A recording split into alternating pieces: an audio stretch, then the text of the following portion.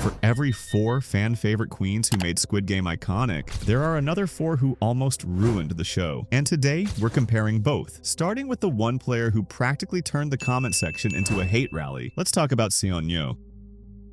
There's always that one player who makes the entire comment section feel like a group therapy session. In Season 2 and 3, that was Seon-nyeo. Not a player, not a villain. Just pure, unfiltered annoyance in human form. From the second she showed up, she acted like the main character in someone else's fever dream. And fans were so over it. She called herself a shaman. Everyone else called her the worst casting decision in the history of Squid Game. Delusional? Yes. Loud? Always. Helpful? Absolutely not. She prayed for signs, begged for visions, and screamed anytime things didn't go her way. Her biggest contribution to the game? She'd break down mid-match, collapse into prayer circles, then turn around and start blaming teammates for messing with her aura. Let's talk about the moments that sealed her fate, both in the game and in public opinion. From day one, she annoyed viewers with that fake shaman shtick. To Gi-hun, she said, "I see the wandering souls trapped with you, unable to rest in death." "Okay, Ghostbuster." During Pengichigi, she melts down in the middle of the game, sits on the ground, starts praying. Hyunju literally has to slap her back into reality, and every single one of us wanted to slap too. 5 minutes later, she's blaming the team for negative energy. Cool. Thanks for nothing, Spirit Queen. In hide and seek, Mi-hwa dies because she listened to this budget shaman. Seon-nyeo just walks away like she never met her. Peak spiritual loyalty. Even her death felt like the universe doing us a favor. During hide and seek, she couldn't get past the exit. She is ditched by Im Jong-dae, and what does she do? She's ranting, cursing out Min-soo. And then boom, Min-soo, hallucinating, stabs her. Honestly, the one-time fate actually delivered. People had zero patience for her divine wisdom routine. One user nailed it, saying, "Shaman lady is all bark and no bite." At least Mi-nyeo got revenge on Deoksu. Shaman lady is all bark and no bite. Seon-nyeo treated Squid Game like an improv show and cast herself as a divine prophet. Problem is, nobody else was watching. Most hated? Easily. And if the gods were really on her side, they would have muted her in episode 1. People kept comparing her to Han Mi-nyeo, another loud, chaotic mess.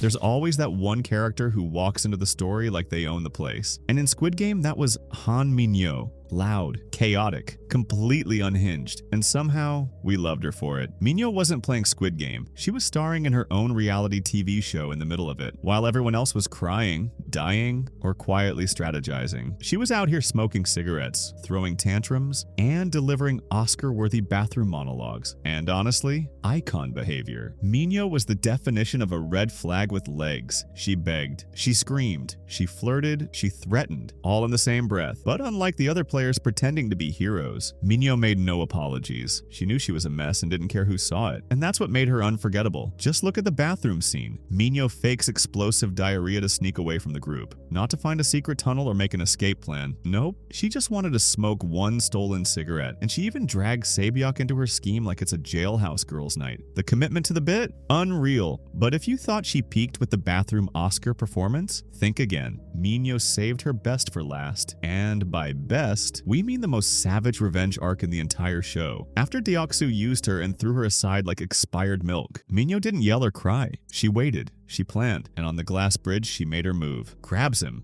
smiles, drops one line, "Did you believe I'd really die so you could go home?" and then yeets both of them off the bridge. Full-blown murder-suicide. Literal queen energy. And the fans? Oh, they ate it up. One fan literally said, "I didn't like her, I loved her." Called her hilarious, cunning, and completely unpredictable. Another was obsessed with her bathroom performance, saying she'd be the best Squid Game character to go clubbing with, no contest. And someone else straight up admitted, "Absolutely loved her in this. Not sure if I met her in real life I would feel the same, but as a character I thought she was fab." Mi-nyeo wasn't perfect, not even close. But many fans found her funny, and her most famous line was loved by every Squid Game fan. Plus, I'm good at everything except the things I can't do. She was loud, messy, and manipulative. She threw other women under the bus. She caused chaos just because she could. But in a show full of sad backstories and poker-faced players, she was something different. If Mi-nyeo was a wild roller coaster you couldn't look away from. The next player walked in, said a sentence, and the audience said, "She can go." Some players had to lie, betray, or kill to earn the public's hate. Kang Mi-na? She just opened her mouth. Player 196 didn't need screen time to become disliked. She had maybe 2 scenes, and that was enough for the audience to go, get her out. It started with the attitude. She wakes up, looks around, then she rolls her eyes like she's too good to be here. Too good for the dorms, too good for the people, too good for the death games. Thanos tries to flirt, she shuts him down like he's dirt under her boot. Gi-hun tries to warn people about the gunfire, she side-eyes him like he's the weird one.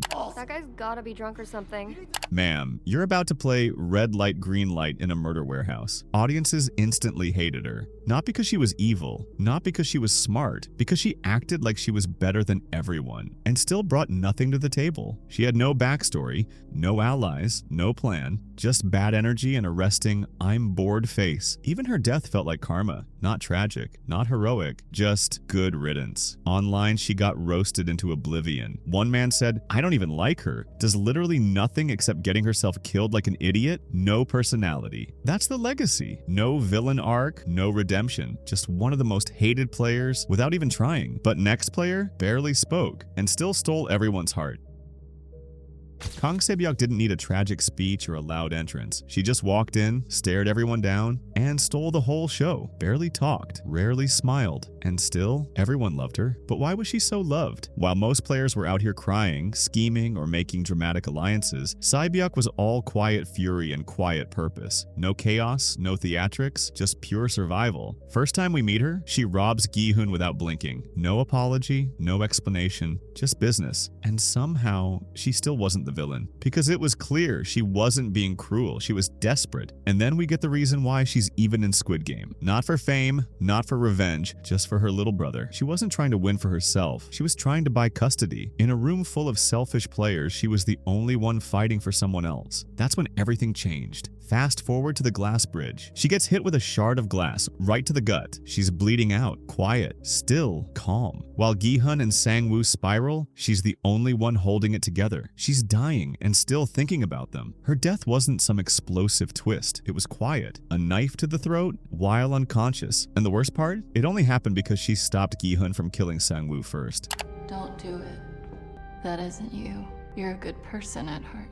That's the last thing she ever said, and Reddit never forgave the show for it. One said that most people only like her because she's gorgeous. They're not talking about her character, they're just simping. But others fired back instantly, saying that she's pretty, but it's not about that. It's about how real she felt. So maybe it's both. Maybe people did notice her looks, but they stayed for everything else. The silence, the strength, the way she never begged, never snapped, never lost control. She didn't scream to be seen. She didn't play dirty to stay alive. She just was. Calm in chaos, strength in silence, heart in a world that had none. She didn't need to win the game. She already won the audience. But for every player who made us care without trying, there's one who showed up and made us wish they hadn't. And finally, the worst twist of them all, a literal baby. Not a flashback, not a hallucination, an actual crying CGI baby who wins Squid Game. Ladies and gentlemen, player 222. The moment the show jumped off a cliff and took its logic with it, she's born during hide and seek, because nothing screams life or death thriller like surprise childbirth. The frontman lets her live for drama. From that moment on, the entire show bends around her. Gi-hun becomes her Uber driver. Jun-hee dies just so the baby can live. And in the final game, Gi-hun jumps to his death so the baby can win. No crawling, no talking, no realistic blinking. Just 3 pounds of plot armor and diapers. Reddit had a meltdown, not just because of the baby, but because of what the baby did to the show. One user said, the baby was entirely unnecessary, just a cheap plot device. Another pointed out the obvious, the CGI was so bad it took me out of the show. And then came the blunt wish. I wish they would have never added the baby into the show. The stakes went from who will survive to please don't step on the child. The darkness, nerfed. The tension, baby-proofed. The winner of the Squid Game was literally sucking her thumb. She didn't play, she didn't strategize, she just sat there, cried, and somehow won.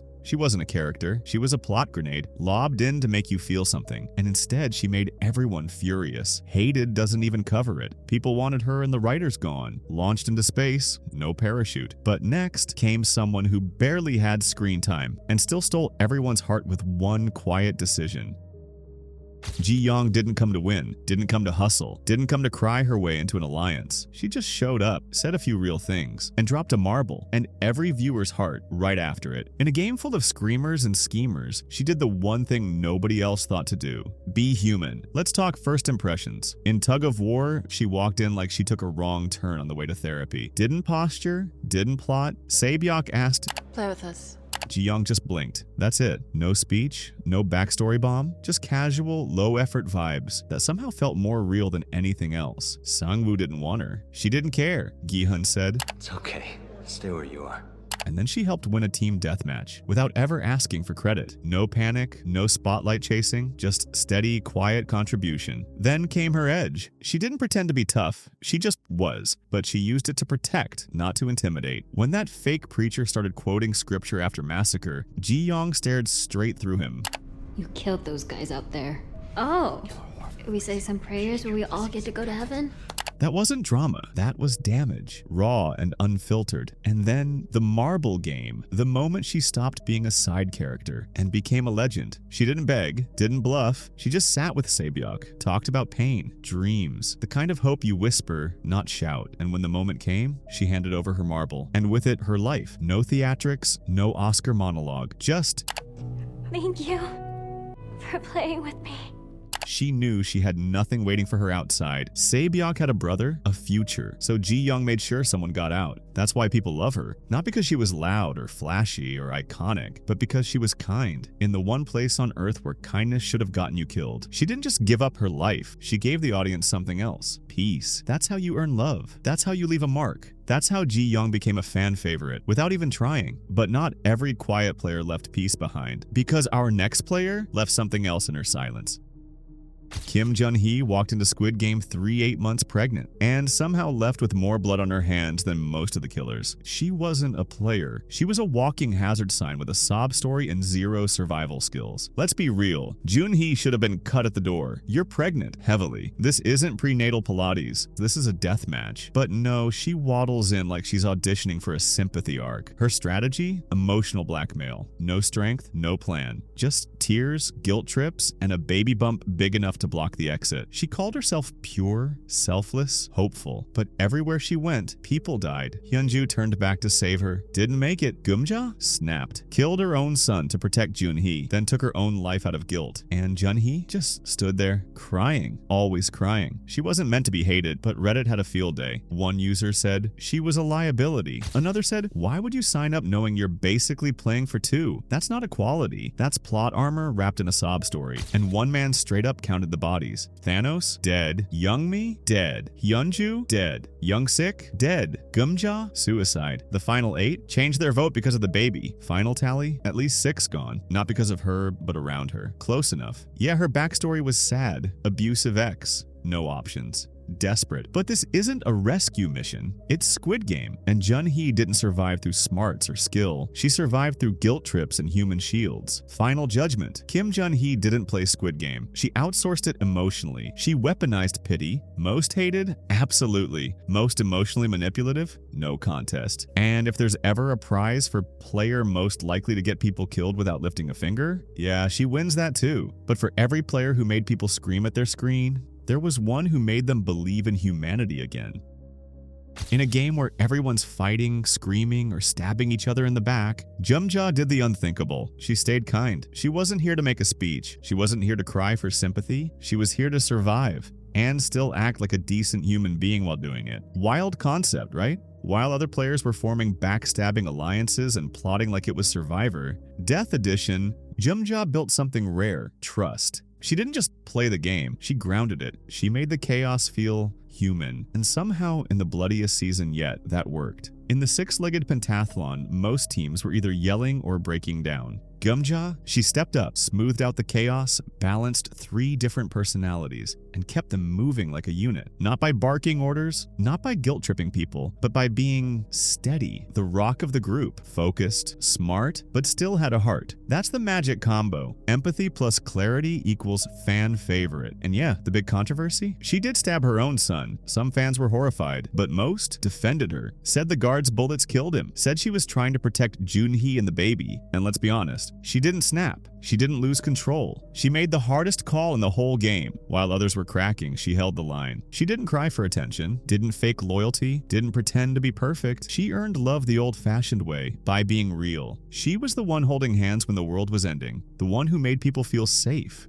Not because she was powerful, but because she cared. And in a show full of traitors and chaos goblins, Geum-ja reminded us what actual strength looks like. It's not who you beat, it's who you carry. No fake tears, no fake friends, no fake girl boss speeches. Jang Geum-ja didn't win the Squid Game. She won something better. The audience. And if you thought this was wild, wait till you see the best and worst players in the entire game. One played chess, the other ate the pieces. Click the video on screen to watch.